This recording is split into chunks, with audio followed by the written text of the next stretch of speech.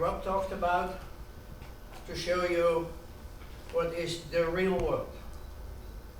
And sadly, it's not so romantic. What economy?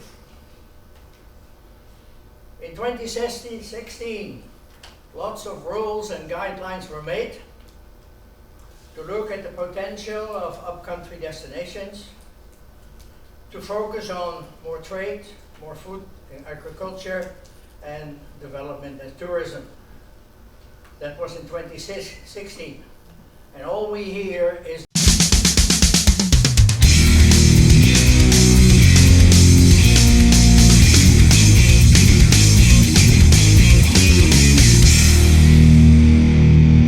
because the government is talking.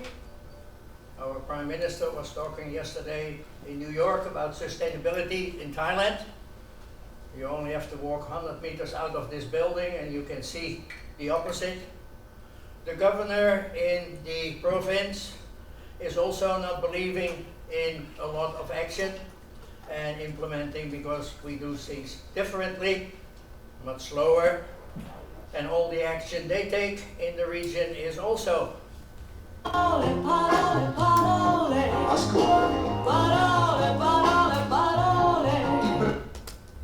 that brings in the military. As you will know, military is still very powerful here. And they came up with all kinds of great ideas, but all the ideas were not measured, were implemented, but we never knew whether they were successful. And all they do is the same.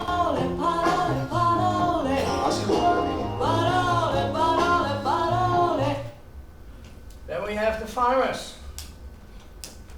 Despite attempts to improve their fortune, the opposite happened. Much less farmers own land than ever before, and all they hear from the people that are owning their land, the same story.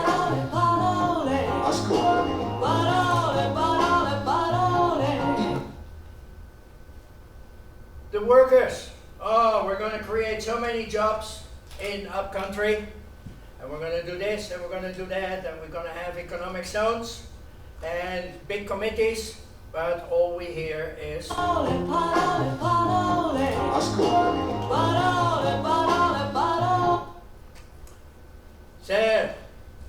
more tourism.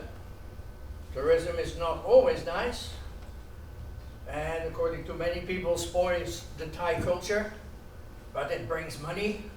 And sometimes there is a conflict between protecting culture and making money. And we have a lot of sick stakeholders in upcountry destinations that are not making any money, that are screaming for help, and all they hear is the same. Then we have the community, the tourism community, but people in these kind of area do not realize that tourism is a team sport, that we have to work together, and that we need to build the capacity first before we bring more tourists. So all we hear from them is, and last but not least, we have the children of this world. They are the next generation. But it is our duty of all of us to make sure that their future is sustained. But as mentioned a few days ago, all we hear is again the same thing.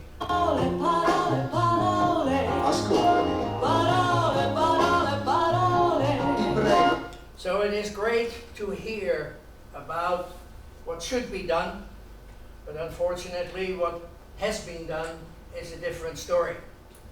And we do not work very smart. We do not understand what a smart city is. And we still believe very much in tourism being a happy-go-lucky industry. And therefore, we do no action, and talk only. And I hope that this will change.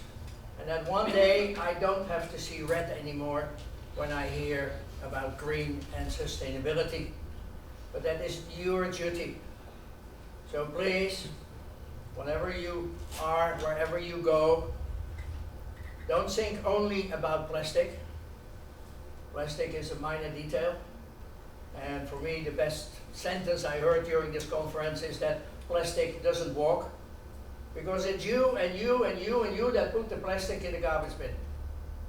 So don't blame plastic for killing animals around the world. Look in the mirror and look at yourself. And I hope you will blush a little bit, see a little bit red before you start thinking green. Kap kun kap, sawadee kap.